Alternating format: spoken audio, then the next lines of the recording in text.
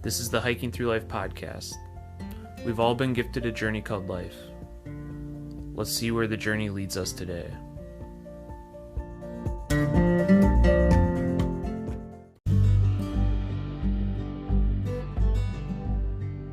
Welcome to the Hiking Through Life podcast, where we talk with people who in some way, shape, or form have been influenced by the outdoors.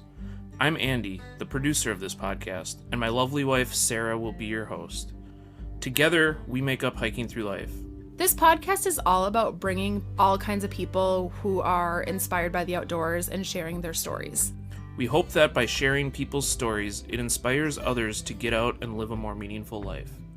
Tune in every week for new episodes, or better yet, subscribe to the Hiking Through Life podcast on your favorite podcast provider. If you enjoy this podcast, please share it with others. Also, if you have a story to share or know of anyone who might be interested in being a guest on this podcast, head on over to hikingthroughlife.net/podcast and get in touch with us. If you'd like to support Hiking Through Life, you can go to hikingthroughlife.net/shop. We have t-shirts, water bottles, and we recently added stickers to the shop. Use the code podcast at checkout and receive 10% off your first order. There are other ways you can support this podcast as well. You can check those out at hikingthroughlife.net/support. Also, be sure to sign up for our email list. You can do that by heading over to hikingthroughlife.net. Enter your email address and click subscribe. There's no commitment. You can unsubscribe at any time. As part of our email list, you'll receive our monthly newsletter. We'll also be sending out any promotional codes for Hiking Through Life gear. It's an excellent way to follow Hiking Through Life's journey. Now sit back and enjoy this week's episode. Welcome to the Hiking Through Life podcast. Today we have Crystal Gail Welcome on the podcast. She's a writer, activist, and Black outdoor leader. Most recently, she thru-hiked the Superior Hiking Trail with a goal to raise awareness on social justice and environmental justice and support for the organization PGM ONE. She also recently completed her master's degree in interdisciplinary studies with an emphasis on adventure therapy and adventure education. So we're super excited to have you on. Welcome to the podcast, Crystal. Hi, thank you. I'm excited to be on. This is great. Oh, yeah. You have a cool background and you're doing super cool things. So how did all of this get started? You said you're originally from Florida. I grew up in Florida. I have no background experience with the outdoors, except for like this concept of play. I grew up in a town where there was two neighborhoods, one called Tanglewood and one called Greenwood. What split us was a park. So it was there was one park in Tanglewood, one park in Greenwood, but there was woods in the middle. So the two neighborhoods would split up and kind of not really gang up against each other, but kind of join teams, and we would play manhunt in the woods, but you were split by your neighborhoods. And so our neighborhood was a little lower middle class and lower class family, and Greenwood, they were, middle class, upper middle class. So it was kind of this that was our outdoor experience there. And I was probably the youngest of everyone, so everyone stopped playing, and then I didn't have that play anymore. I just started to read a lot of books, and books make me happy, but not a lot of outdoor books. So I would do activities that had to do with sports, like running or basketball, track and field, softball. And then I moved on to college life and moved to New York City. There are parks there. They're hidden parks. So I go to the parks and walk around Central Park. But so I didn't really have much of an outdoor kind of background. A long time ago, I got diagnosed with a rare brain disease, intracranial hypertension, or pseudotumor cerebri. Your body thinks and acts as if you have a brain tumor, but I don't actually have one. So basically my body just thought that I had one. And there are a lot of symptoms that took place, and the way that they treat it is through shunts. So I had a whole bunch of brain surgeries and a whole bunch of shunts. And then eventually I got to one shunt where I was like, hey, I think that the shunt needs to be removed. My neurosurgeon at the time was like, all right, we can remove this but we may have to put it back in. And that's going to be like kind of crappy if we put it back in. And I was like, okay, let's just remove it. So he removed it. And then I was doing better, like walking a lot, hanging out a lot outdoors, like not really like in the backcountry or anything. So I was just hanging out a lot outdoors. Being outdoors during that time, did you find that that was therapeutic because of that, all of that surgery and everything? What I found to be very therapeutic, like during this time period, I was living with my parents, and every day, like I was having problems with the shunt, like it was draining too much. So I would lay down a lot, and then you couldn't get up because if you did, like the pressure was too, like the fluid in your brain was like too much and you feel like vertigo. And so there was just a lot. And every day my dad would, like in the morning, he would tell me, like, repeat after me, I can, I must, and I will. And I was like, okay. So we'd say all that stuff. And then he would drop me off at the front of like the housing division where he lived, and then make me walk back to the house. So like every morning we'd do that. And doing so, there was like a break that I had to take because I would feel sick. And the break was right in the middle of like the neighborhood park that was built into the subdivision that they lived in. And then I would just feel really like happy being in that park. And I was like, oh, this is kind of cool. There's like something to this park. But I thought it was just like the park itself, like, oh, memories of childhood, monkey bars. I didn't take it so much as like just being outdoors. I hadn't connected that piece yet. But yeah, I had the surgery, and then I started running again. And then as I was running, I was getting really excited about running, being outside. After a half marathon, my first half marathon, it was fun. Yay, Georgia. My friend was like, let's go to this park called Big Trees. It's in Atlanta. And then we were walking through the park and I saw this tree and I was like, I really want to hug this tree right now. So I hugged the tree and I was like, oh my God, like I feel so great right now. This is amazing. And then I like looked and I'm like, hey, so I'm going to go hike a trail. And she just kind of looked at me and was like, what? I'm like, yeah, so I'm going to go hike like that big trail over in California. And she was like, really? I was like, yeah, I'm going to do that. And at that point in life, people just stopped questioning things because the best way to get me to do something is to tell me that I can't. So no one told me that I couldn't. Because I think they were like, if we don't tell her that she can't, she's not going to try, but I was going to do it anyways. Maybe that's because of what your dad told you. I can, I must, and I will. Oh, yeah. Ingrained it in your mind, huh? Yeah, Pops is great. I love my dad. It's great, man. But yeah, so then I learned pretty much everything there is to learn about backpacking. That happened in October, and I left for the PCT in April. So, and this was what year? 2015 of October, and I left for the PCT in 2016 of April. Okay. And you didn't really have any backpacking experience, but you had this realization that you're going to do it. Yeah, pretty much. Hindsight, I could have learned some stuff before I went, but I learned a lot along the way, which is like something that, like, learning by experience is something that's really good. I learned a lot about like myself, what I'm capable of. I didn't really have to rely on people. So like, of course, you know, like there was always like this sense of like, there's always someone behind me and there's always someone in front of me. It might be like hours or a day or two, but there will always be someone eventually that comes. So yeah, it was a lot of learn as you go kind of thing. And as I started to learn, the more I hiked, the more I learned, and the more I learned, the more I loved being out there.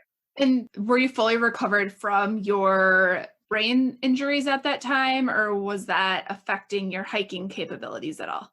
So I was doing really well, all was good. And I was like really high in altitude, but I took a break and went to go visit my friends in San Francisco, which put me back at like sea level.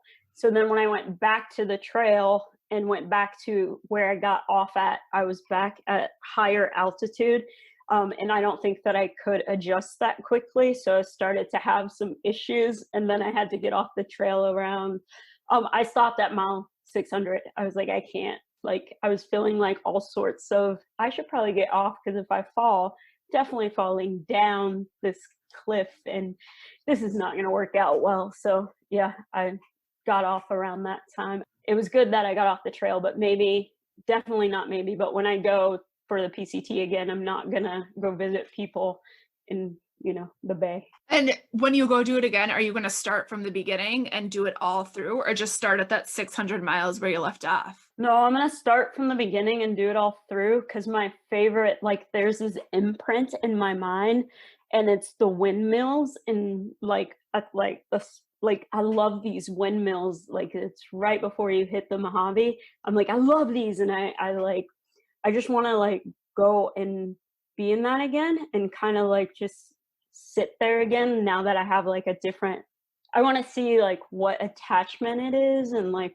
just want to sit there and be with that. But I feel like I need everything to kind of like, I need to start at the beginning and like continue through and see where that takes me. Well, that's inspiring, because I feel like if I were to do it, I would just be like, I already did 600. I'm just going to start there and go on. But I'm also not a thru hiker, so I don't have that mindset either. So then you got back from that trail, the PCT, and was hiking just kind of ingrained in your lifestyle then at that point? Yeah. It just became like, it was like something that like I just did. Like, if I had like a crappy day, I'd be like, you know what, I'm gonna go for a hike. If I had like a bad week, I was working at University Unknown. I don't want to say the name of the university, but it's in Georgia, one of the big universities in Georgia, Atlanta. So if I was having like a stressful week at work, I definitely hit up the AT. I lived really close, well, not really close, a couple of hours from the AT. So I would just like drive up there, spend like the weekend hiking the AT with my dog. So cute. So I would just like, come on, Karma, her name's Karma. Come on, Karma, we're just gonna go hike. We're gonna go do this. And I would find like so much peace and just like serenity, just being in my tent, like walking, and like, okay, this is something like I can control. I can control the pace. Like, I can't control like the weather or anything, but I can control like the pace. I can control like what I eat, things like that. And that's something that just like, it's something that's like freeing, and it feels really great to be able to do that. I like that perspective. I can control the pace and what I eat. That's so true. And yeah, definitely something that like every hiker adapts to their own capabilities and abilities. And that's a super cool thing that you just said. So down in Georgia, what kind of diversity did you see on the trail? There's not a lot of diversity on that particular part of the AT, or at least not in my experience. Kind of like similar to here in Minnesota. It's just not really existing. It's not really there. I think that has a lot to do with like access, like the trail to get to Georgia. Like, there's no like bus that's gonna take you there. If you take a shuttle to get there from the city, you have to take like the AT shuttle from like REI, and it's like, I think like $200, even though it's like 2 hours away. I mean, there's a lot that plays into that. There being a lot of people that don't look like me out there. There are some that do. So yeah, a question about that. So then at that point, when hiking really became part of your lifestyle, is that when you started to become like a Black activist and in the outdoors, or what led you to do that? When I was on the PCT, I felt like the PCT was like diverse. People were pretty cool. I had so many epiphanies. Like, if anybody met me, I invented adventure therapy. Like, I really didn't. Like, I thought I did, because I was like, oh my God, how cool would it be if people came to nature and they did therapy in nature instead of sitting in an office? And people would just be like, yeah, that exists. And I'm like, no, it's different. So like, I thought I invented it. But then while I was on the PCT, I started thinking about like, oh wait, like I have sponsorship for being on here. Like people, I have like sponsorship, so I have like gear, but not everybody has that. And here it is, I have the opportunity to choose to be homeless for the 6 months it takes to hike this trail. Like this is a choice. So it's like, not everybody has that opportunity, and that's not okay. So I would find people who would like, people on the trail who like, I'm gonna say like, I'm woke, like I know everything there is to know about like social justice and I'm aware of these things. And I'm like, no, like you are choosing this lifestyle. Like you can go home to a house after this. Like you are choosing to be in this tent. And I just started to get frustrated. And then as I found out that adventure therapy really does exist, I went to Prescott College, which Prescott is like a dope college where like you learn a lot about a lot. And so in the counseling aspect of the program, I learned a lot about social justice. I had a really nice social justice professor who like pushed me to like, all right, I get that you know these things, but I want you to tell me why you know these things and tell me why they're not okay and explain it so that other people can understand why it's not okay too. Like you knowing it is great, you know it, but other people don't. So you need to explain that, but also you need to explain it to the field that you're going to work in and find a way to do that. And I was like, yeah, I can do that. And so I just started coming up with all of these like thoughts on how that's going to work. And this year I was graduating. I'm working, or I feel like it's happening still. I was working on my capstone, and my senior capstone was a graphic novel that has to do with narrative therapy, and like the stories that we tell in our stories and how our stories help to shape us, but also adventure education. So I was tying in my PCT hike with narrative therapy and also adventure education and the importance of telling our stories through adventure. And then George Floyd happened. So what I noticed was at the start of the semester, I had more color in my artwork. So what I was submitting was like really colorful things, but then as George Floyd started to happen, there was more like darkness in my photos, or not my photos, in my drawings. And I was like, wait, this is not okay. Like something's off here.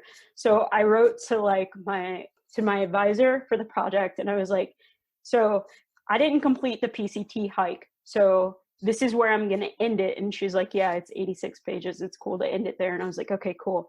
And I was like, but I feel like it's not complete. And I feel like I'm going to complete it soon. And she was like, okay, no pressure. You're good. And I was like, okay. So then I was just sitting with like all of these images of what was playing and like what I was seeing. So like all of the pictures I have are like black and white pictures of like COVID, like police officers, like riots, but none of it was in color.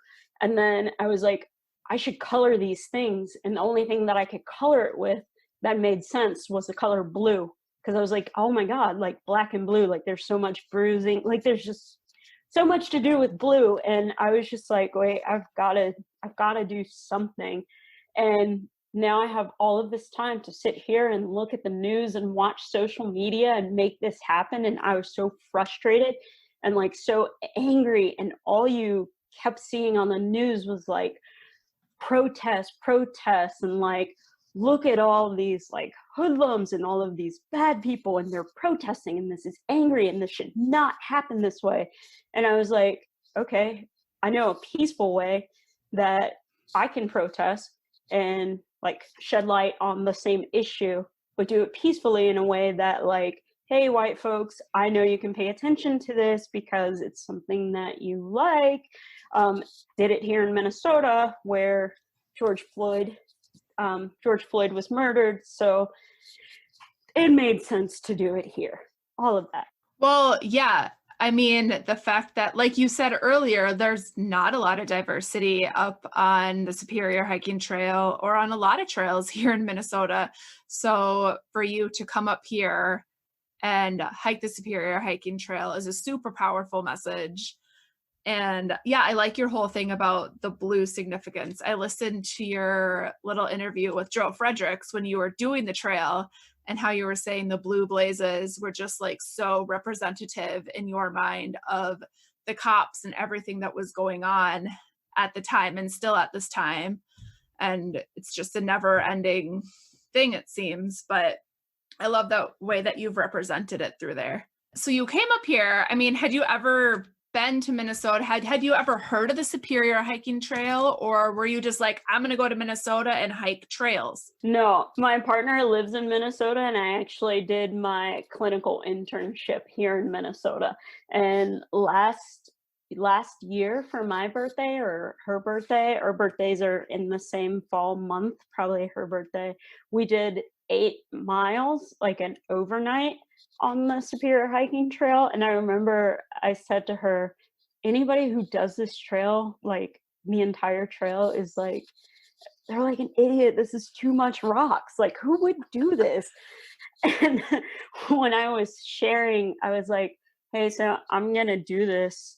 And she just kind of looked at me and I'm like, yeah, I know I said all that stuff, but yeah, I'm going to do this now.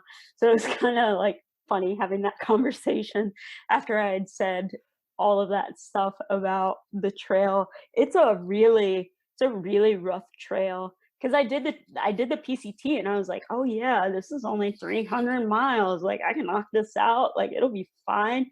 But it requires a different mind frame. But it's also like a completely different trail in the way that it's a lot of rock climbing, a lot of roots, a lot of like. I've only done sections of it, but Andy, my husband, he did thru-hike the trail last fall, and unfortunately he wasn't able to come in on this interview, but yeah, he said there's some super challenging parts that really surprised him that a lot of people wouldn't think we have here in Minnesota. Yep. I was really shocked. It rained a lot. There was lots of mud and lots of places where I was like, this does not make sense. Like, one, why is this here? And two, why am I so short? Because like the grass was like higher than me and I'm like these hiking poles and I'm like, no, I missed the PCT. I was not anticipating a lot of the trail, some of the trail stuff. So yeah, I thought I was like, oh yeah, I can knock that out easily. But it was more challenging than I thought it would be. So you started it beginning of July? I started on July 4th. Part of America's Independence Day, not all of America. Was that on purpose to start on that day? Yeah, because it's not freedom for all. It's only freedom for some. I saw that you also started your hike at the time that George Floyd was killed. Yep, 8:46. I did the first 8.46 miles, and I did no other miles that day. That was it. And you started at the southern terminus? Yes, in Wisconsin.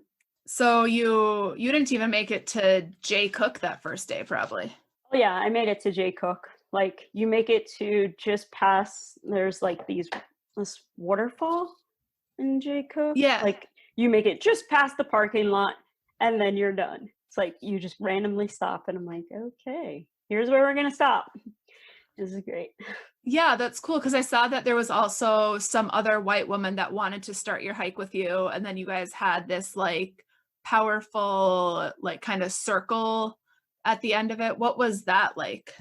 So traditionally whenever I lead hikes, usually I take Black people or Black youth into the outdoors, and whenever we start the hike, we talk about like, hey, what are you looking forward to? What are some apprehensions that you have at the end of the hike or outdoor activity, whatever we're doing? We circle back up, we talk about what was good, and then one word, what you're taking away from this. And it's the only way that I know to close out a hike. And so I did that. And so I wanted to hear like, hey, what are you taking away? Like, what's one thing that you got from this? And so that's how I closed out that hike with everyone who came. So that was pretty cool. What was the word that you shared? I think I shared that like maybe something to do with like being an ally and feeling supported by feeling supported that they were there. Like I'm all about like looking for like symbolism. So like it was the first time I saw the lady slippers, and like they grow like I think it's like every 10 or 14 years, and they were like in full bloom. Everyone who was on the hike was female, and most of the movements, major movements that take place, are like founded and started by women.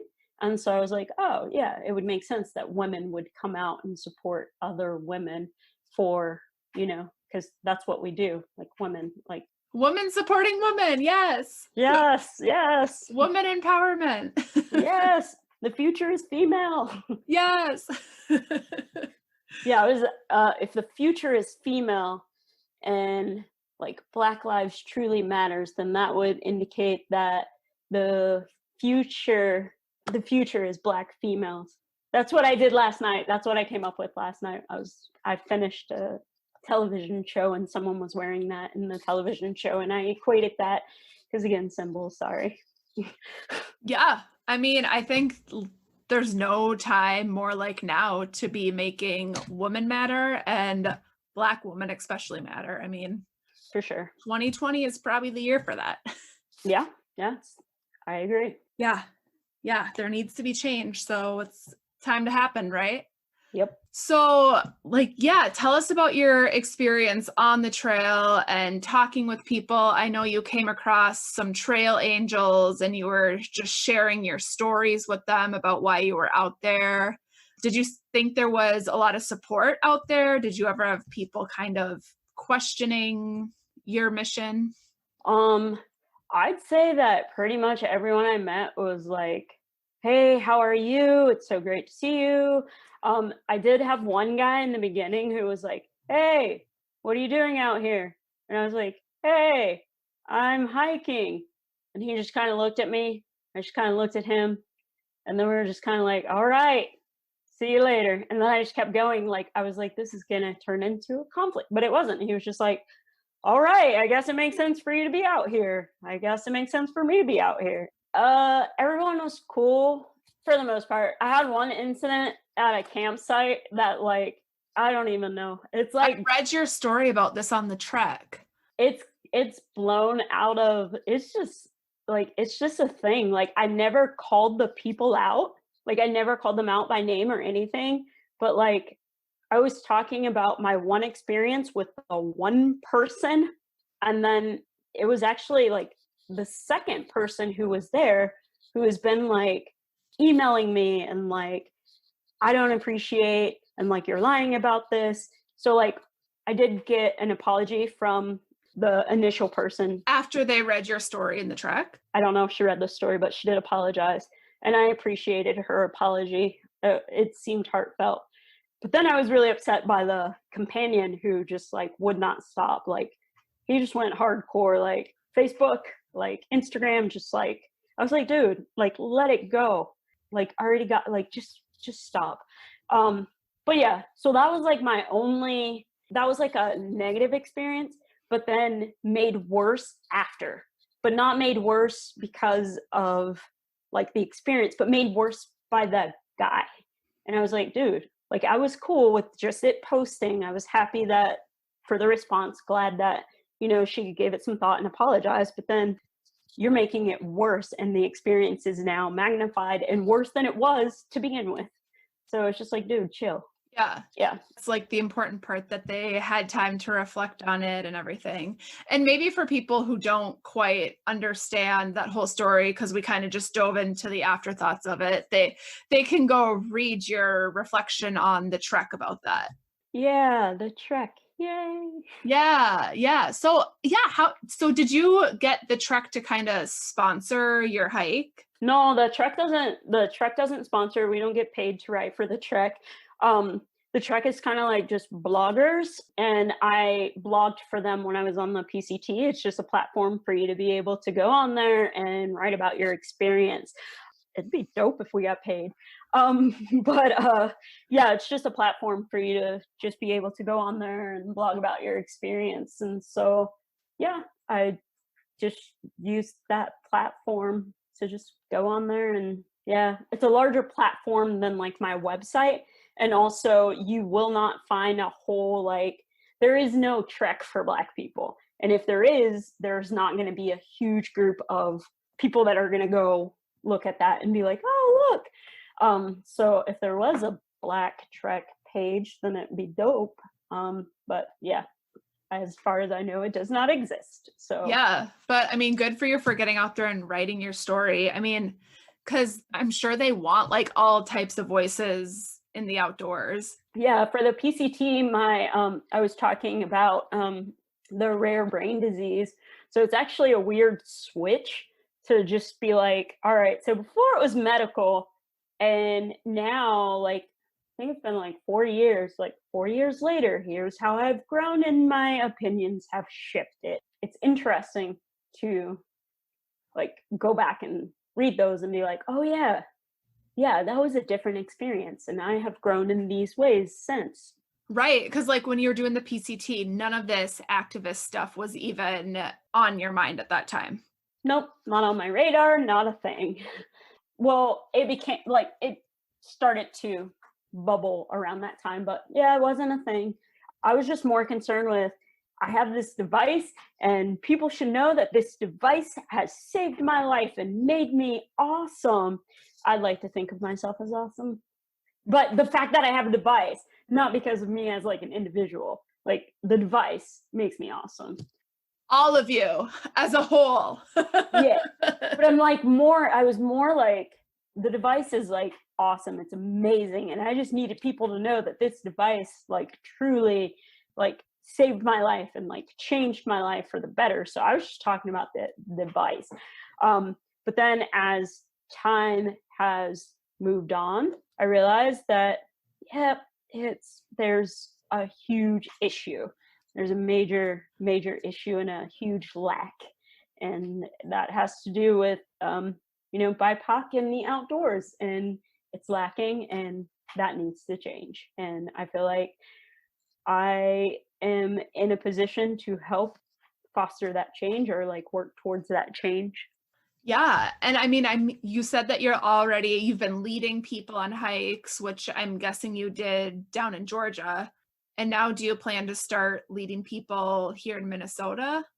Yeah, I am. That is the goal. I am planning that. I'm in the process right now of writing a grant. There was a grant that was proposed where they were like, hey, we need minority women who are looking to start outdoor businesses, outdoor programs to get people outdoors and moving. And so you're going to start a business more than popcorn.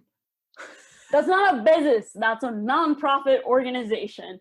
And we will sell popcorn on the side. Yeah, so I've been working on that application. It's like, I never knew about it. No one ever shared it. And then someone shared it like 2 days ago and they're like, hey, here's this. And I'm like, yeah, I've been hiking. So the application is due in like 2 weeks. I don't know if you've ever written a grant proposal. It's really long. And yeah, I've heard they are. I've never done it, but I've heard it's a headache. Yeah, so that's pretty much what I've been doing post-trail is working on this. I learned about it over the weekend. So I've just been like, here's the name of my nonprofit that I came up with and coming up with what it looks like and what it would be like. And so, yeah, hopefully that gets off the ground. I can get that started, see what comes of that. And that would be all Minnesota based. Yep. Well, for now, Minnesota based for now. It might grow and become something more, but right now it's Minnesota based. And based on the data that I'm using, the statistics that I'm using to like do the target group, like Minnesota is in desperate need of what I would provide. It's so sad. I pulled from you guys recently you did a parks, your Minnesota state parks did a survey of who uses the trails, who has access to the trails, and who comes to the state parks. And it's like Black folk who come to your park is like 0.5, and then I believe if you count all of the BIPOC, it's like 5% of your trail is used by BIPOC. And so that's kind of like a disturbing number. Yeah. I know that Minnesota doesn't have a lot of BIPOC people, but still that's well, I mean, in the cities, there's a lot of diversity in the cities. Like, we do have plenty of people of color that could be getting out on the trails. Yeah. And I mean, yeah, that is a very sad number to think about, because state parks are fairly easy to access.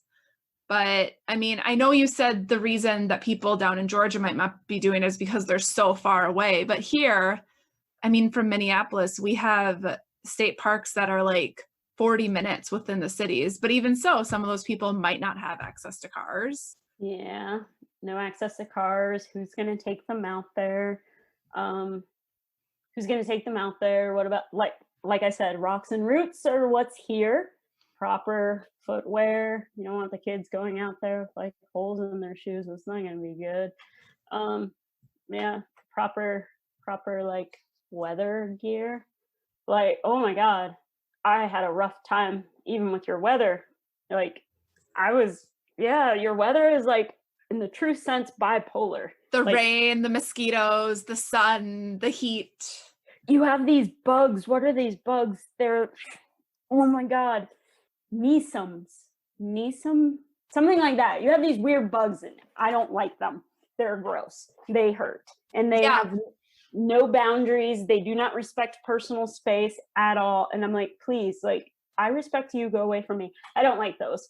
But yeah, so like, there's a lot that goes into just like going for a day hike that, like, I guess people don't actually consider, like water bottles, like something to carry, a snack. Like, if you're not eating at home, like if you don't have adequate meals at home, how are you going to bring a snack out on the trail? It's like, there's more to access than just like being close. Yeah, there is. And like, I think a lot of the people that have never been out there do look at people going out hiking and see them wearing all this nice gear and everything. And yeah, you do need proper footwear. Like, that's super important, but you don't need to have all the like top name brand stuff. But I think a lot of it is just education and telling people what they can use and access. I mean, you can go to a Goodwill and get some super cheap hiking pants and a rain jacket. I mean, I'm a huge fan of used stuff. Ditto. But hearing that from a white person is like, hey, you can have these hand-me-downs. That's not going to go over well. So what BIPOC need are other BIPOC people who are promoting these things. Like, hey, it's cool to go out with this. Like a white person going out and, hey guys, it's cool, go out with this. Like, I know I'm wearing like really totally different stuff, but you're safe to go out. So it's like, that has to do with like access to someone who looks like them, who's able to take them out and like say, this is safe, this is okay. Like, these things, it's safe for you to wear these like sneakers. I know a guy who hikes in Jordans. He makes me laugh all the time, but I'm like, okay guy, whatever. But on those rocks and roots. Yeah, I kind of want to invite him here, like, hey, please come hike. I encourage you to come hike in your Jordans. But yeah, like knowing that, like, okay, here's a person that looks like me who's telling me this is okay, this is safe, and I can do this. And I think that's also like something too, because it's very hard. I think for me, had someone who was white told me like, this is what you need to bring on the PCT, I would have just been like, no, like, just defiant by nature. I did volunteer work for an organization in Georgia that has to do with getting kids of color outdoors. So we took people to the national park, which in Georgia, in the cities, is the Martin Luther King State Park, which is just like a visitor center. But we had the kids come to the park and we set up like tents. It's in the middle of the city, so there's nothing. There's like no coyotes. Like, it's like, yo, there's no bears. Like, you guys are good. Like, you're safe. Like, the most you're going to get is like someone walking by and yelling at your tent. So like, me going by, like, we had representatives from REI who were not BIPOC, and they had come over and they were like, so we're going to show you how to set up the tent.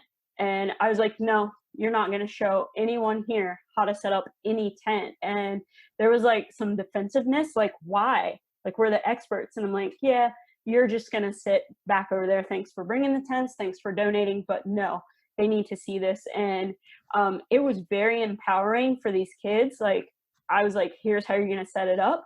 If your tent falls in the middle of the night, no, it's because you're not paying attention. And the kids were like really paying attention. They like put the tents together and they were like, okay, is this right? Are we doing this right? Whereas I feel had the individual helped, like, the kids would have relied on that and then like, well, I can't really do this. And so, like, I don't know, they need people that look like them to show them. And that's what it's going to take, in my opinion. I'm not an expert. Well, and I love that you're doing this with a group of kids, because when you're starting out with a group of kids, then that experience is going to last with them into adulthood. And that's exactly what you need to promote for people of color. Yeah. Adult leaders starting young. Yes. Start with the babies. Not actual babies, but little ones. Yeah. You know, yeah, I mean, it's hard to get a baby to set up a tent. Yeah, I mean, I'm guessing these kids were like fourth graders. Yeah. And what was great about that is that we taught them night 1, and then night 2, their parents came out. So everything we taught them night 1, they taught their parents on night 2, which was like, there was this one mom who was like, is this gonna be okay? And I'm like, I hope so.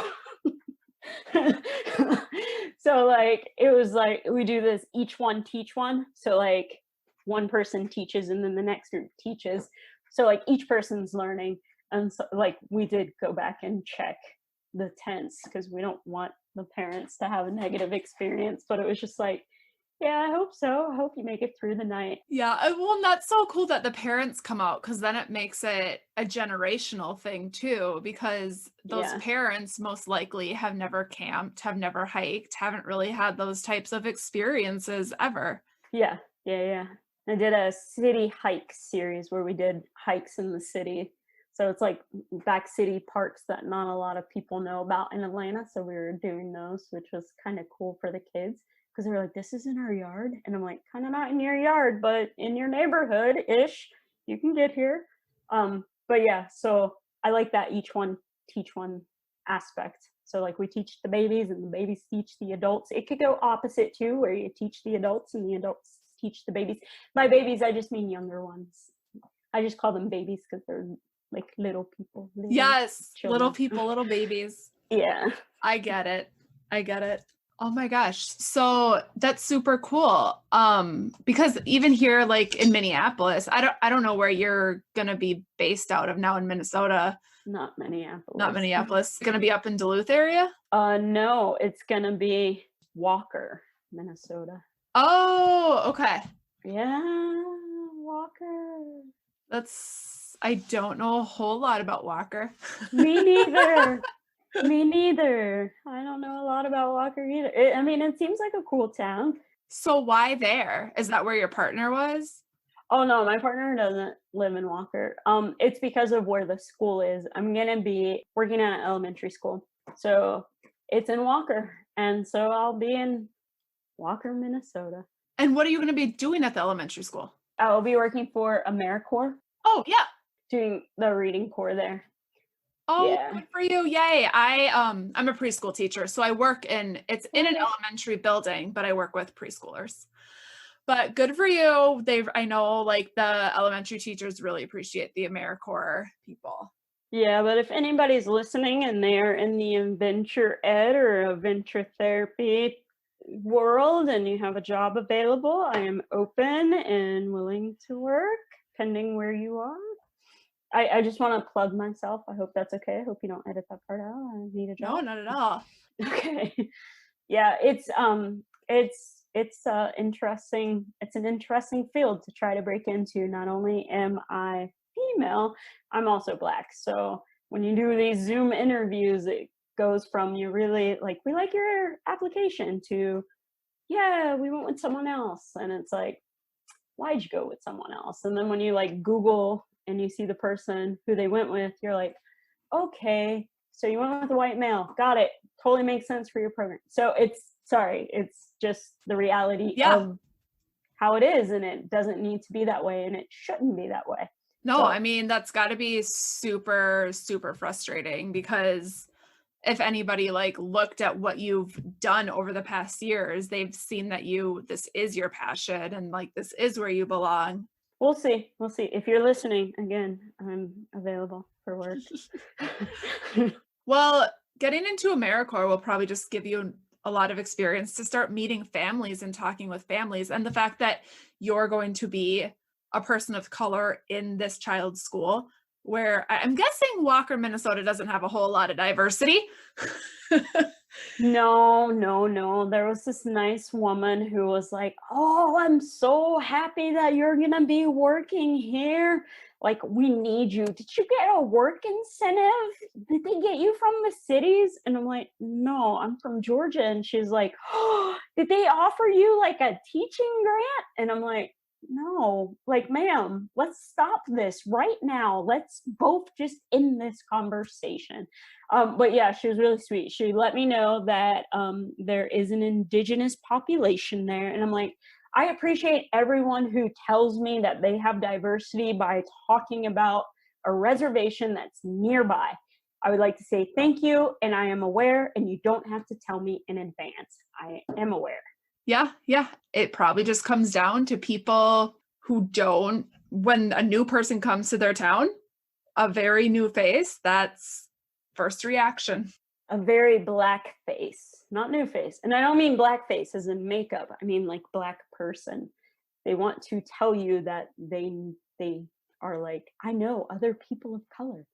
It's a thing. Minnesota is a special place. Yeah.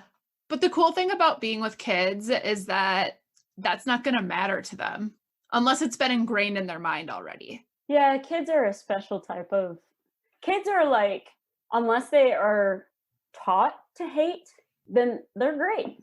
No, it's so true. Like kids, like I've had like Black children and they're just like, the white children will say your skin's really beautiful, but it's like they notice it, but it's in a different way than what adults will do. Yeah. A lot of the time. And, or they just don't even notice it. It's just not a difference. Like they are just equal.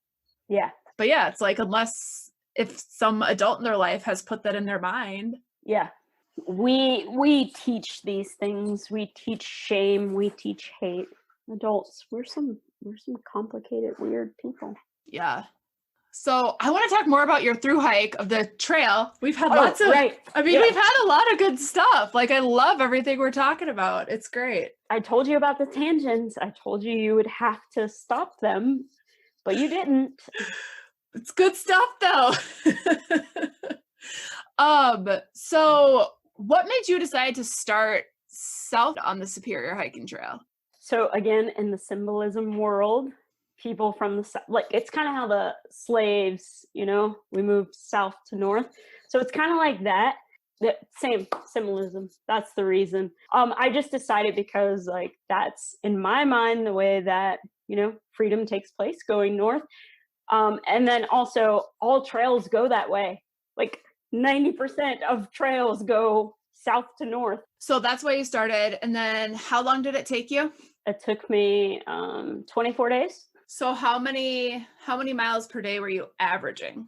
It depended on the day and how much rain there was. So I'd say I'd average anywhere from like maybe 10 to about 14 or 16, and also the campsites, because unlike the PCT on the Superior Hiking Trail, you have to camp at designated sites. I would be one of those people who would just find a site and like sleep there, but I am Black and I do not want to be arrested for doing anything, so I did not do that. I went to designated campsites along the SHT, whereas on the PCT, whenever you're tired, you're like, here's a flat spot, I'm going to set up. As long as it's not on the trail, no one cares. But here you have to make it to a campsite. So it was like, if I got to a day where I was like, oh, I feel like I could keep going, but I can't keep going 10 more miles, then I would stop for the day. Or if I'm like, I'm going to push through to the next campsite. So it was pretty much pending on campsites and how I was feeling when I got to the campsite. Yeah. And what about the Duluth area? Because I know like the campsites are really hard there. Did you end up having to do a hotel, or was there a nice trail angel? Duluth is a special place, a special place. Duluth has a lot of loops and a lot of weirdly marked trails. There was one day where I just spent the whole day just like doing loops. I did meet a very nice trail angel who actually worked at Spirit Mountain. Is that the name of the park? Yeah, she was so nice. I met her. She came out to the hike, the first day hike. And she was like, yeah, if you need anything, let me know. And I was like, oh, okay. So then I got lost in a loop at Spirit Mountain. And I wasn't the only one, because I saw these guys and they had out their cell phone, and I was just looking and I'm like, yeah, they're lost too. We're both lost in this loop. And so I like call her and I'm like, hey, I'm lost in the loop. And she was like so kind. She was like, oh yeah, you can sleep on my porch. And I'm like, great. So she picks me up and then she was like, let's go out. Let me show you where your mistake was. Just come on out. And I was like, okay. So she like showed me where the thing was. She did show me, but that part of the trail was closed on the other end. There's like a zoo trail, but it's closed. But where we came in on was not closed. So it was like weird. So then the next day I was like, hey, so I never made it to the zoo, but I'm still nearby. And she was like, all right, come out again. We'll do it again tomorrow. And I was like, okay. So I went back and then, yeah, I didn't make it all the way. And she was like, come again. And I was like, great. And so we did it again. And so I was like, I called her. I'm like, I actually passed your house now. And so I made it. So I spent 3 nights in Duluth plus the night at J. Cook. And then after I left, on the 4th night, I stayed at a friend's house. And then I was like, yes, I'm out of Duluth. And I was so happy to be out of Duluth. I was like, this is the craziest part. It makes no sense. And there are too many loops. Well, yeah. And just the trail construction that's going on. And I don't know if you were part of the Superior Hiking Trail group, but a lot of the times people will write like trail updates on there and what parts of the trail are closed and everything. But yeah, not knowing that, not being from our state, you wouldn't think of that. So, oh my gosh, but that trail angel sounds amazing. Yeah, she was so nice. I like her so much. She's so great. Yeah, we're going to go biking, mountain biking together. I'm like, yeah, that sounds great. I'm so looking forward to that. Do you hear the sarcasm in my voice? I have never been mountain biking. I own a mountain bike, but I've never been mountain biking. But we're going to go. And it's going to be great. It'll be great. And I mean, here, Spirit Mountain is kind of a mountain, but you know, you can start out small. Yeah, we're going to start out on a beginner's trail. It should be fun. I'm looking forward to every moment that I fall down. It's going to be great. I'd probably be falling right there with you. I don't do much mountain biking either. Okay. But I know people do like to do it around here. Was she the lady that you were having Dairy Queen with? Yes. Hi, Jane. That's adorable. Yeah, she's nice. I like her a lot. She's cool people. Oh, trail angel there. And then, went on from Duluth. Any other challenges that you came across? No. I mean, there were like poorly marked trails. So I did some extra miles, did some more loops.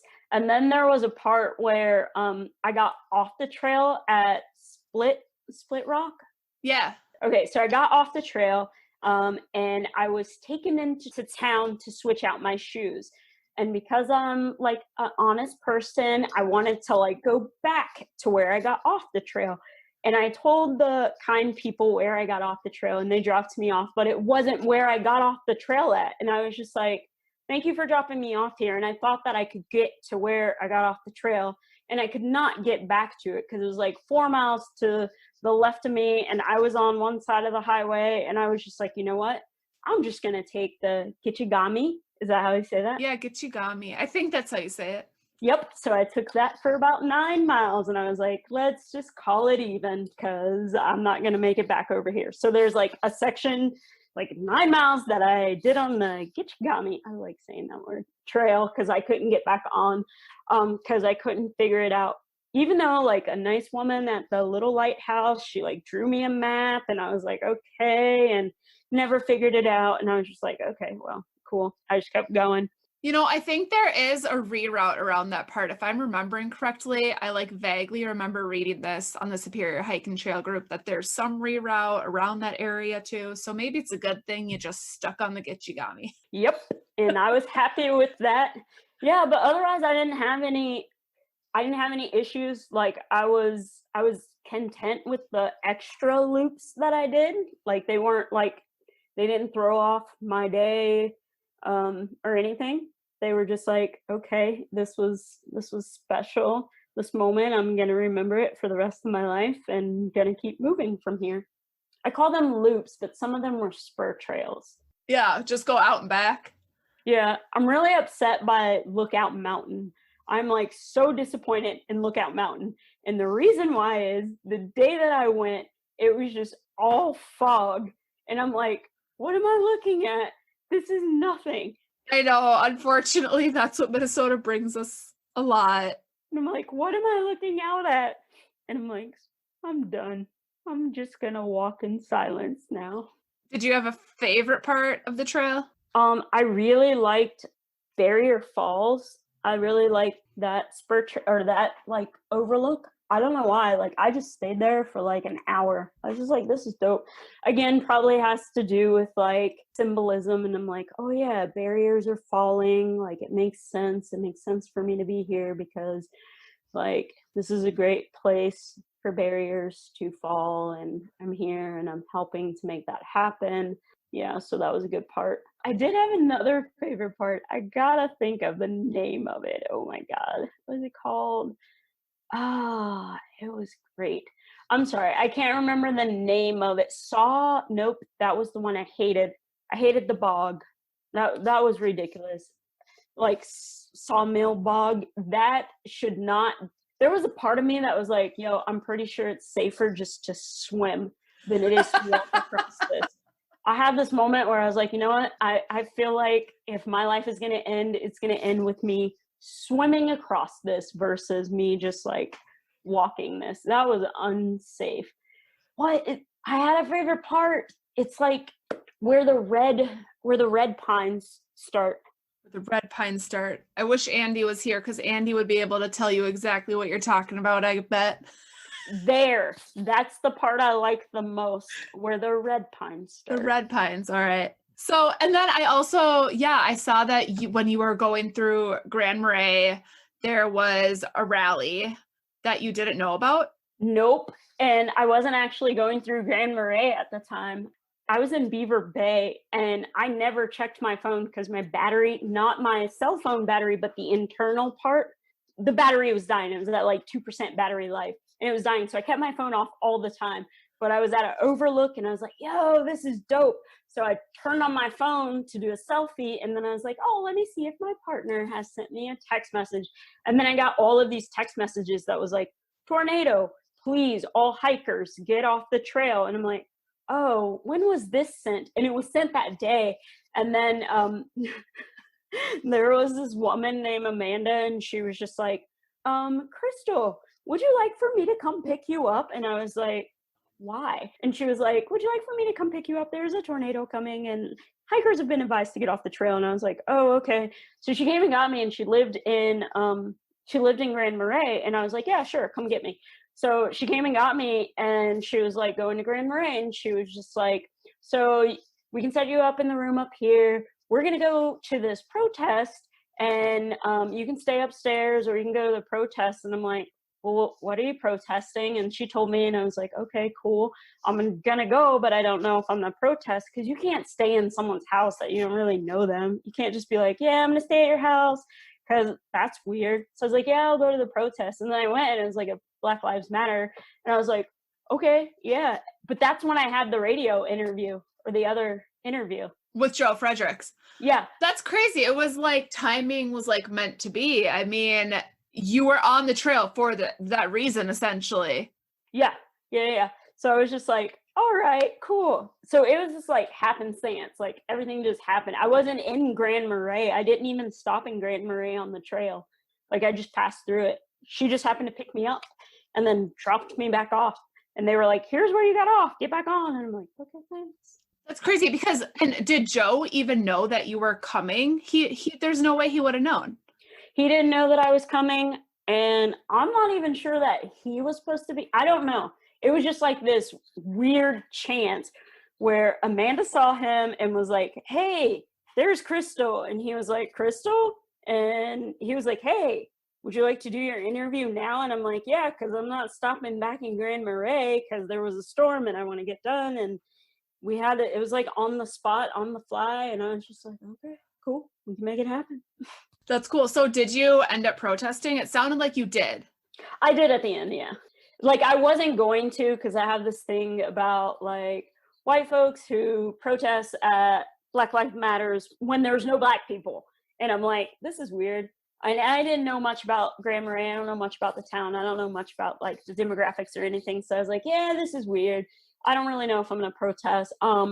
But I walked over to like the street was split and I walked over to the other side of the street and there was this guy who like had some challenges and he had like a Cabbage Patch doll, and Cabbage Patch kids are like, there's this woman, she's from Georgia and she makes those, and she's just like, I was thinking about her and like how weird she is, and I was just talking to him and then like he was like, I have this sign, and I was like, oh, okay, cool. So he had this sign and I was like, can I have the other sign, because the Black Lives, like his sign didn't make sense for me to hold, and I was like, no, I'll just take the I can't breathe one. So I took it and I was just like, all right, cool. So I was just like, all right. So it's actually because of whoever that guy is why I joined, and it was because like we were talking about Cabbage Patch. So whoever that guy is why I joined.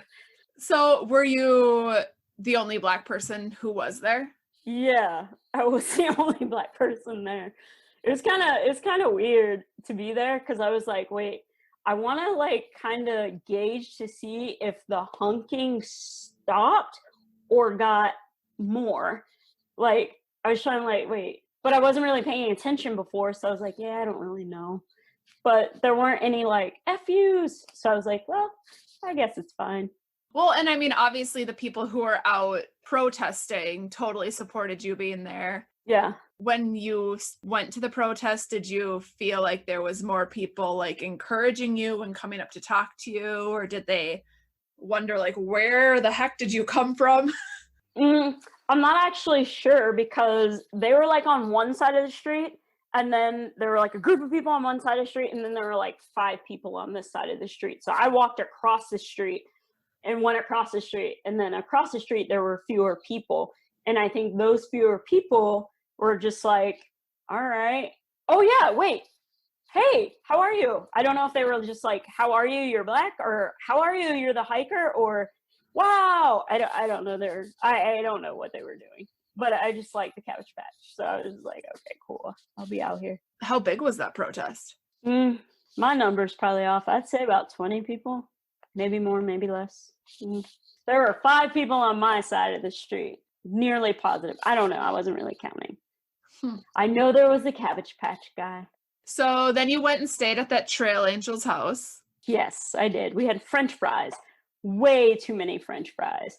Like, I think that they miscalculated my hiker hunger, because I kept talking about French fries, and like their pan of French fries were, I was like, yo, that's like a mountain of fries, and I don't even think that, no, I can't do this. But yeah, we had fries. And we had fries, pizza, and salad, and like a vegetarian salad. But it was pretty good. I'm glad their son was home because he helped with the fries that I was never gonna eat. Yeah, I'm sure they just thought you were like starving. I mean, yeah. any hiker coming through looking like they've burnt a bunch of calories. Yeah, not that much. There's a lot of fries.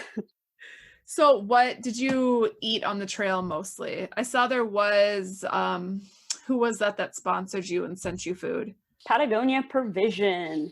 Yes. Those were good. They were really good. If you are a vegetarian, you would love that. I am sometimes a vegetarian, but when I hike, I do not want Patagonia provisions because it's like really healthy. And when I hike, I want really unhealthy. I want like Cheetos, and I had Cheetos with everything. So you're one of those hikers who brings like chips. Do you bring candy? No, so I started out with Patagonia. I was like, you know what? This is great. I'm going to eat healthy. So like for the first week, I was the healthiest person you could see until I ran out of food. And then I was like hungry. And then I kicked into food that I wanted. And it was interesting because again, I started thinking about like environmental justice. Sorry, we're going back there, which was when I grew up, I ate like ramen noodles, and I ate that for like substance. I ate that because that's what I needed to eat because it was cheap and that's what we could afford. So like one pack of ramen noodles would last. There were 4 of us. That's what we would eat. And that would be like, we all split it. And I was like, yo, this is cheap. Hikers love this. And this is like, we brag about having like, oh, ramen noodles. And I'm like, wait, this is like a staple in my house. Like we ate this to like grow up into kids. We're like joking about this now. And I'm like, wait, what the heck? And it's like, I was eating this stuff and I'm like, yo, this is like straight up garbage and I should not be eating this, especially since I just spent this like first week eating like really healthy. And like, now I'm eating crap. And I'm like, but this is the crap that I grew up on. And so many kids eat this crap as like their daily meals. And so I had like some reservations about eating it, but then at the same time I was like, I grew up on this is what I'm craving right now. And I had a lot of Cheetos, and I have perfected the pizza. What you do is you take tortilla, sometimes you can have the marinara sauce if you want. You put that in, then you put the pepperonis, then you put the cheese, flap it together, then you put it at the top of your pack, and then if the sun's hot enough, it'll melt in your pack, and then you can have it for lunch. Yeah. Oh, never heard that one before. So I had a whole bunch of that. I would have like, is this just like shredded cheese you would put on there? Nah, block cheese. Okay. Like you take a block of cheese. Joe from the Superior Hiking Trail Association, she was nice enough to bring me block cheese. I think it's from Wisconsin. That cheese was dope. It was gone in like 3 days. I wanted to like send her a message and be like, could you please meet me at this trailhead to bring more cheese? But I didn't. That's so sweet of her. She was on this podcast too. Oh yeah, she's nice. I was just like, please send more cheese. Yeah, it was great. So then you take tuna package, right? You know, the little tuna packets. So you put Oreos and you put Reese's Pieces, and then you put, I don't like your face right now, and then you put Cheetos in it, and then you smash it, and then you stir it all together, and then you put it in the tortilla, and then you eat it. It's great, best thing ever. Sometimes you can add cheese. Sometimes you might not have any more cheese to put on it.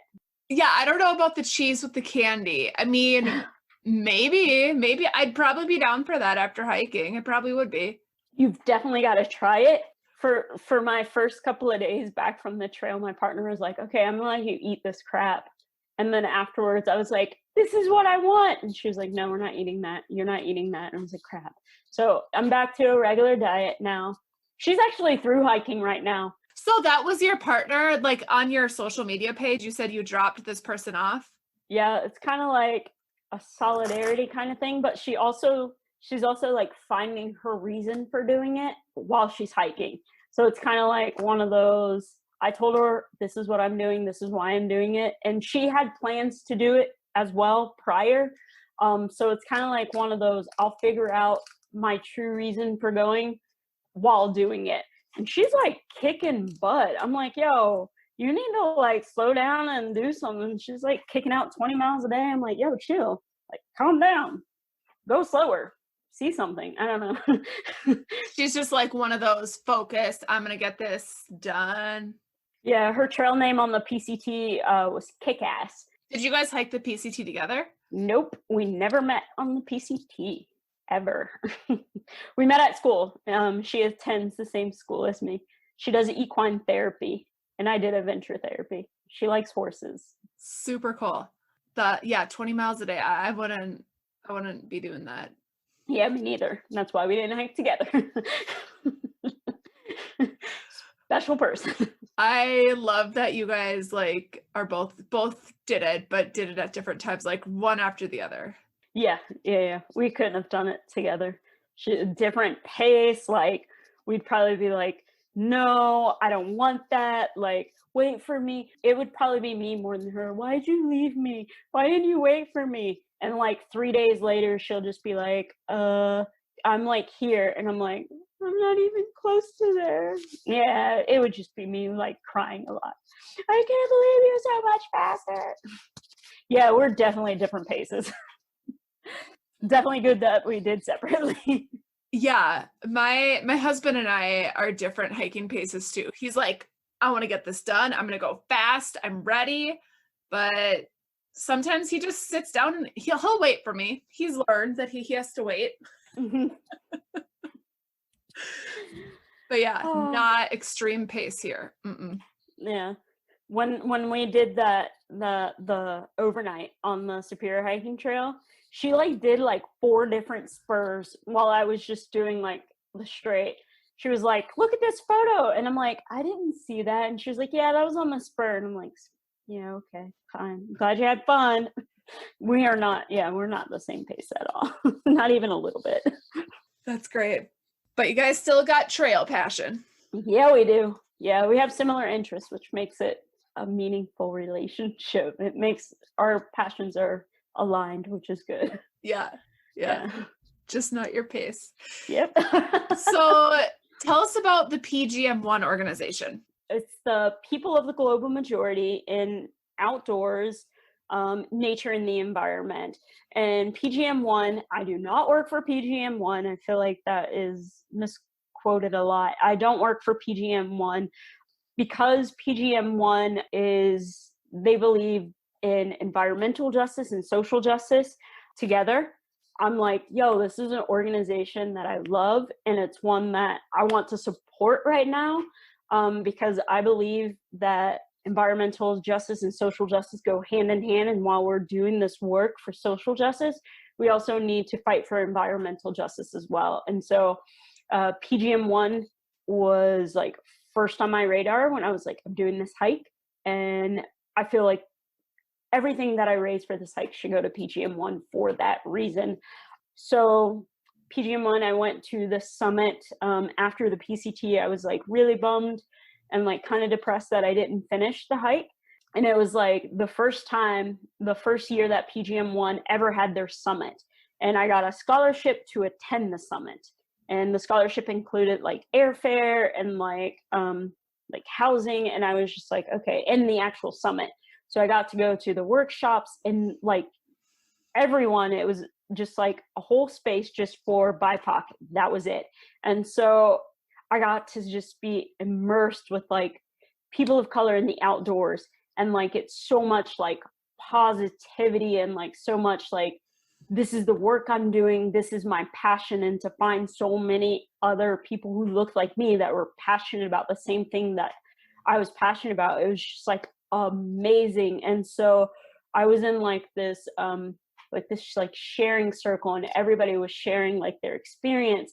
And I was sharing, and I was still like in like the depressed mind state. And I was still happy to be there. But then I was like explaining to like everyone, I was like, I was hiking the PCT and I only did 600 miles and that was really crappy. And this woman like looked at me and was like, you need to reframe your story. And I'm like, I only did 600 miles. Like, that's true. And she was like, yes, you did 600 miles. How many people do you know can say that they did 600 miles on that trail?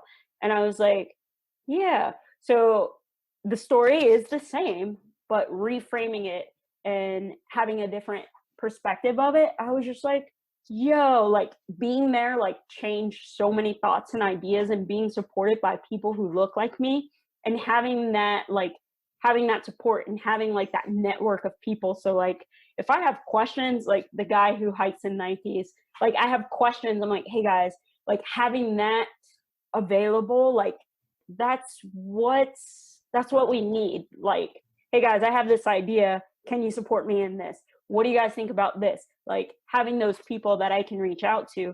So when everything went down here in Minnesota, I was like, Minnesota's like white. And I was here with my partner here in Minnesota. It's a very small town. And I was just like, everywhere I went, like there's Trump signs. And I was just like, this is not the space for me. And I was upset all the time. But I would find like respite in like going for walks around here. And so PGM ONE started hosting just like Black spaces, like just Black people like come and talk. And so I was on in Minnesota. No, sorry, online. And they were like, everyone come, like Black come talk. And I was there, and it was just like so many Black faces. And it just so happens that the group that I was in, like it was like one large group, but then they broke us up into smaller groups just so that we can talk and share. And the group that I was by chance put in was like a woman from Connecticut, a guy who was living in like Utah, and we were all like in really small rural spaces where we were like only Blacks. And it was just like tears were happening, like there was just like moments. And what we all found in common was our connection to both the trees and water. So I was like, oh yeah, Minnesota has trees and water. And then I started getting it, and then I was just like, oh my God, I'm so glad that I've had all of these hours to share with all of you. Thank you so much. And then I was like, yeah, PGM ONE, that's an organization that I want to support. Again, tangents with you.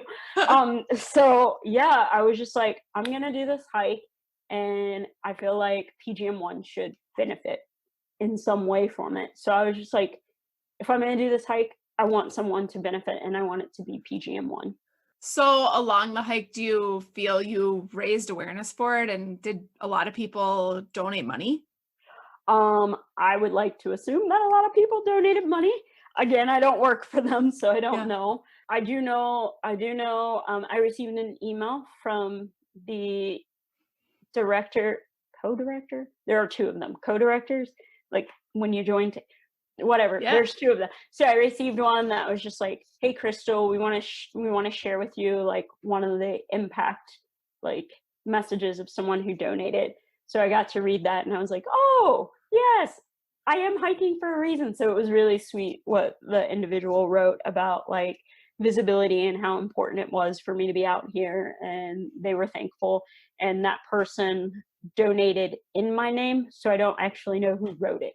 It was like, Crystal is doing like all of these things, but then made it an anonymous donation in my name. So I don't actually know how much money I raised. I have no clue at all. Yeah. And that's fine with me. Well, and you know what? Like, yeah, maybe that was the wrong question for me to ask about the money, but like just the fact that like at least someone donated and like you made an impact, you were out there spreading the message, that at the end of the day, at the end of the hike is what mattered. Yeah. I mean, I had never heard of the organization, so now I know about it. Yay, PGM ONE. Yeah. Well, it has been interesting because the hike is over.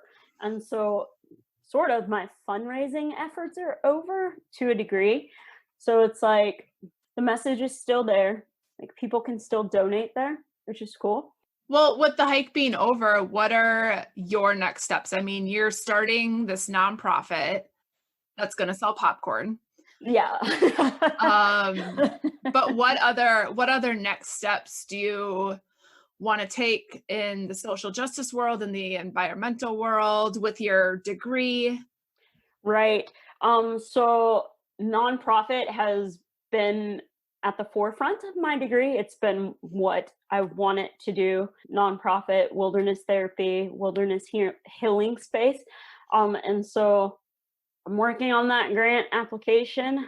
So that's what I'm working on. Hopefully that comes through. We'll see. Otherwise, I am working with my professor from the graphic novel to work on a graphic novel for this current hike that I just finished. So it's interesting because I kind of have the beginning, because I have all of what the black and white that was from the other graphic novel. Because like the beginning is what motivated you to do this hike, essentially. Right. So kind of like the beginning is already drawn, so to speak. So yeah, that's a thing. So I'm working on that. I'm sorry, you drew these pictures yourself? Like hand drew them?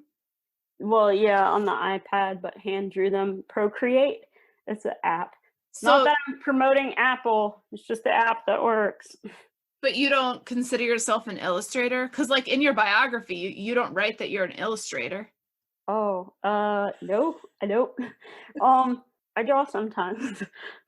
I can draw if I sit down and do it, but I don't want, like, there's a lot of pressure to do that. Like, it requires work. That's more work than I want to put into it. Yeah, I was just really happy to have that opportunity to do it. And at the end of my counseling program, or at the end of the program, it's something that I like to do, not something that I want to be paid to do long term. Got it. Because it's more about the story, not about the illustrations. Right. That makes sense. Illustrations are just a little side gig. You can't master everything, right? Right. Yeah. Can't do it all. I mean, but when you said that, I was like, wait, you're a writer and an illustrator? Yeah. I dabble a bit. It's a thing. Yeah. It happens. It keeps life exciting. All these hobbies. Yeah. Gotta have hobbies. It does. I dabble in a lot of stuff too, and then realize I'm not so great at some things. Yeah, but you have to keep trying those things. Because you never know. Yeah, you never know what you're going to be good at unless you keep trying. It's so true. And like when people say they're bored, I often just wonder, like, well, dabble in something creative then. Yeah. Go play with cans. You'll be surprised what you can make out of cans. Yeah, exactly. So true. Entrepreneurs. Yes. At their finest. Oh, do I have an opportunity to give a shout out to my actual sponsors for this hike? Yeah, please do. Great. My sponsors from this hike are Tarek, Patagonia, LL Bean. I love LL Bean. I'd like to say that. Sawyer Products, Granite Gear, which is a company here in Minnesota. Yay. I feel like I covered everybody. In Patagonia Provisions. That's pretty incredible. You had a lot of sponsors. Yeah. Go you. How on earth did you get that many? What's your secret? My secret is this. I asked. Patagonia has been a sponsor of diversity, Black Lives for forever, and they were at the PGM ONE summit. So I was like, I remember taking a photo with like this. I was doing this welcome series where for 365 days, all I did was take pictures with the word welcome everywhere, like new word welcome. And there was this woman with a Patagonia tent and the tent said welcome. So I took a picture with it. And then for this hike, I was like, oh yeah, Patagonia was at the PGM summit. So I wrote to them and they were like, hey, yeah, we'll send you some gear for this. You don't ever have to mention us. And now I'm mentioning them because I like them. And so I was like, yeah. And then LL Bean, in terms of like diversity or like in terms of like inclusion, I've never ever been to an outdoor store in my life where I have not been followed around the store as if I was going to steal something until I went to LL Bean, that I didn't know was like an actual brick and mortar store. I thought it was just an online store. And I worked at a girls' camp in Maine and I went to LL Bean and I walked in and the woman at the front door was like, here's a cart. If you need anything, ask anyone. And I was like, okay, they're going to follow me around. And no one followed me. I was in that store for like 3 hours and no one followed me. And I was like, I love this store. I bought so much stuff because no one followed me. And I was like, I love it. And like, I have hips, like their clothes fit. I just love LL Bean. And so I was like, here, LL Bean, here's what I'm doing. Will you support? And they were like, yeah, absolutely. And I was like, cool. And Arc'teryx, they're just like this like Canadian company. I'm like, I am hiking to Canada and I would like your sponsorship for this. And they're like, yeah, we're doing like, we are all about diversity in the outdoors. We got you. And I was like, okay, thanks. I like how you throw it. I'm hiking to Canada. I think Sawyer was just like, we don't want you to die. So here's some stuff. Please don't die on this hike. Please filter your water. Granite Gear was like, yo, we want you to have a pack because we want you to put your gear in some stuff. And then Patagonia Provision was like, we don't want you to die of starvation. So it was just like, here's all this stuff. So it worked out well. So I feel great about those sponsors. They're people I support. That's really cool. I mean, that's a lot of sponsors you got. Yeah. And that LL Bean supports women like that. And like the fact that you go into other stores and feel like people follow you is not so cool. Yeah. Man, LL Bean, I love them. I'm sorry. I have like so much unnatural love for LL Bean. Like all of my white friends are like, you do know that LL Bean is like for like white women that hang out and like go day hiking and stuff. And I'm like, no, I don't think you understand. Like it's an unnatural obsession, but I really love them. And I don't know if it's like that. Yes, their clothes are comfortable, but also too, I have like that positive memory. And it's not just that one time. It's every time I've been to a store. So that speaks to like their company protocol, like that speaks to their culture at their store. And I feel that, and I feel that welcoming, and I feel that, so I want to spend my money there because like that's inclusive. Like that makes me feel good. That makes me want to spend my money there. I'm sorry. I just really loved my experience and experiences, all of them. Maybe you should have LL Bean just sponsor you in life. Dear LL Bean, please sponsor my life. Thank you. Yeah. We'll see how that works. All right. Well, so cool. This has been fun. Yeah, it has. I would like to say that my favorite color is not blue. Despite all the blue blazes? Definitely not anymore. No, I'm just kidding. My favorite color is green. It's always been green. I think it's because of my dad, but I just feel like I should tell people my favorite color is not blue. I just feel like people should know that. Oh, yeah. You ended your hike at George Floyd's memorial. I'm guessing you didn't hike from the northern terminus to the memorial. I'm guessing you got... No, definitely got a ride. So as I'm looking out, first, it rained all day. So I'm really mad that...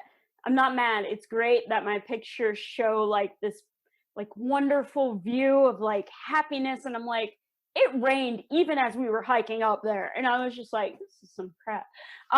So as I'm like hiking, I'm like carrying my hiking poles and I'm like using them. And there's like so much symbolism again in that. And like how like hiking poles, navigation, like there's so much and there's like so much guidance. And I'm thinking about all the times that I tripped along the way and how these poles and I'm like going and I'm like, this says a lot. Like, I don't think that I can end here. I don't think that this is it. So I make it to the top and I'm like, all right, I'm going to see how I feel when I get up there. So I make it, the logbook comes before you get to the actual summit. So I'm like, I'm signing the log and I'm like, okay, does this feel complete? And I'm like, all right, maybe I'll go up. So I go up. My partner's like, I have this for you. So I open it. It's my diploma. And I'm like, yes, great. It's my diploma from Prescott. And I'm like, yay. And then I'm like, wait, diploma's good. This doesn't feel complete. And I'm like, I did this entire hike in honor of George Floyd. I need to go pay my respects. I need to go there. So I went to the George Floyd. I'd met a woman on the trail and she had told me that she lived in the area and that if I was ever going to the cities to like give her a call. So I like sent her a text and I'm like, hey, I'm going to drive to the cities. You want to meet me? And she was like, yeah, sure. So we go. And like the moment like I walk into like that area, like I'm just like filled with so many emotions. And I'm so happy that she was one of those people that could just like sit with that heaviness. Like she just sat with it. And I was just like, so many tears and like so much. And I was like, oh, this journey, like I left my hiking poles there because I'm like, all right, so that one trek is done, but the journey's not done, but I need to leave this here. I left my hat too. There was like this quote and I was like, oh, expedition, here, have my hat. And then I left the poles, but I got to the site and I just started bawling. I was like, oh my God. Like, not only did this start a movement, but oh my God, America, like this is messed up. And then I was like, white people, y'all are like screwed up. And then I'm like, police department, y'all are screwed. And I just cried, and I was really thankful that she could sit with that. But then also it was just like, oh, it was a lot. And I was like, okay, this is where this part of this journey is going to end. This is where this trek is going to end. So I was able to like end it there. Yeah. And before you said that you didn't have plans, or like you weren't sure if you were going to go there to end it, I mean, it sounds like you needed to do that. Yeah, I definitely did. I needed that release, and I needed to know, kind of like, I needed to understand why I was doing the hike, like to actually get a sense of why. And I'm glad I did it after instead of before, because I think had I gone before, I would have just been pissed throughout the entire hike. Like all of those memories, like it would have been different. Whereas as I was like kneeling to like pay respects, I thought about like each time like I had fallen, or like each time like I'd slipped, and I was just like, okay, so like I had like ancestors or like spirits to like lift me up, and I was just like, okay, so many symbolisms there, and I was just like, okay, I have to just sit here. Yeah, that's a lot of symbolism all in Yeah. hiking. I mean, hiking has so many struggles, Yeah, as it is. does. The world has a lot of struggles too. Yeah. With your North Country Trail in the background, I was the North Country Trail runs by where my partner lives. It's like right here. So yesterday I was taking the dogs on the trail. My partner has dogs, and I was taking them on the trail, and we were hiking, and it dawned on me. I was like, you know what? All police officers should have to go through some sort of like backpacking journey for at least a week before they're able to become police officers, and they should do it with no guns. Like they should have to survive for at least a week, because it takes a lot to like survive in the wilderness. It takes a lot to be out there for a week. Like it tests your sense of like judgment. Like it does a lot. Like that was Test my your theory. fear, Yeah. test your everything. hunger, Yep. your navigation. Yep.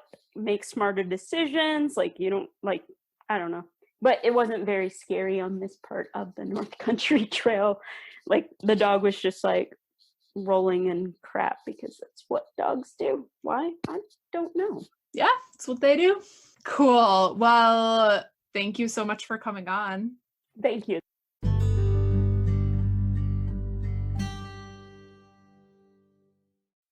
It was really good to have this conversation with Crystal, because it brought a whole new perspective and outlook to the situation. It was a very peaceful way that she was out protesting, because the truth of the matter is, when this whole George Floyd thing started, there was a lot of not peaceful protests, and people were outraged and going crazy. So it was refreshing to hear that there was someone out there peacefully protesting and using the trail as a means of their protest. I like how her hike had a lot of symbolism to it. I thought it was really neat that she went the 8.6 miles that first day. It was just a very significant, meaningful, and powerful way to get a point across. I enjoyed listening to Sarah's conversation with Crystal as well, and I feel like it made me think differently about, how some people on the trail perceive others on the trail. Sarah and I, being white, we may just kind of take things for granted while we're out there. Absolutely. Like, we go out there and nobody ever really questions what we're doing or why we're out there. It's just kind of normal for white people to be hiking. Yeah, especially in the areas that we hike. And it really made me kind of step back and put myself in her shoes and just kind of realize that different people go through different things, not only on the trail, but through life. And we're seeing that really unfold before our eyes this year with all the things going on in the media and just people's opinions on how to resolve those, and some of them being very radical opinions and radical stances. But I think we can all understand where some of that is coming from too, and just how outraged people can be when they have just never seen change. It always gets talked about, but nothing ever results in change. So, with that said, there was one thing that really stuck out to me when Crystal was talking to Sarah about some of the roadblocks that people face in accessing the outdoors. And she mentioned during that segment that she knew a guy that was hiking in Jordans, and she thought to herself when she got to the Superior hiking trail, I'd really like to see him come up here and hike in those on this rocky, rooty trail. And it just brought me back to my first backpacking trip on the Superior hiking trail and how I set out to just kind of use what I had. I mean, there were a couple things like a backpack and a sleeping bag that I had to buy, but everything else, I just used what I had. I went out there in tennis shoes, and yeah, my feet were sore at the end, but it's just kind of one of those things that struck me as you don't necessarily need to have all of the gear. You can make some adaptations and use some things that you already have. It may not be the most enjoyable experience, but like I surely enjoyed it. I was just a little bit sore afterwards. So after that trip though, I found out that I really liked it, and then I invested in some more gear throughout the year. If you do find yourself thinking like, oh, I'm not going to get out on this trail, or I'm not going to be able to go out backpacking because I don't have all of these things that they see on YouTubers having, or that you would find at REI or another name brand, piece of gear. All I'm saying is you don't need to have all that necessarily, especially if you're just trying it out. If you're just thinking, okay, I want to try this out. I don't want to spend a lot of money, or maybe you don't have a lot of money to spend. Borrow some gear if you can. There are places where you can rent gear, or you can kind of do what I did in the beginning and just use what you have, or kind of create some of your own things. And then when you get back from the trip, like in my experience, and I fell in love with the experience out on the trail, I decided to make it a goal of mine to save up for some more expensive gear, some more name brand stuff, or at least some gear like hiking boots. Even if they weren't the top tier name brand boots, at least I had some well-fitting gear. Then once I got out on the trail again, it just became more and more enjoyable. And after my thru hike of the Superior hiking trail, and I think I might have mentioned this in the previous podcast where Sarah and I talk about my thru hike experience on the Superior hiking trail, if I were to do it again, I would go and purchase some lighter weight gear. So next time you're out on the trail and see someone who looks different than you, get to know them, get to know their story, get to know why they're out there, and it might just surprise you. They're probably out there for a really inspiring reason, like Crystal, who's a really good author and has some really cool stuff going for her. You can check out some more of Crystal Gail Welcome's work at her website, crystalwelcome.com, or you can find her writings on the Trek. We'll have links to those in the description of this episode. Thanks for listening. We've loved doing this podcasting journey. We love bringing awesome guests on. We love seeing that people are listening. And we're really, really grateful that this is hopefully inspiring other people to get outdoors. Yeah, and as part of our mission at Hiking Thru Life, we really want to help support others in continuing their journey or starting their journey into the outdoors. So as part of that, we have plans for future episodes to address some listener feedback. So if you have questions about backpacking, hiking, adventuring outdoors, let us know. Email hikingthrulife@gmail.com and submit us your question or topic, and we'll possibly address it in a future episode.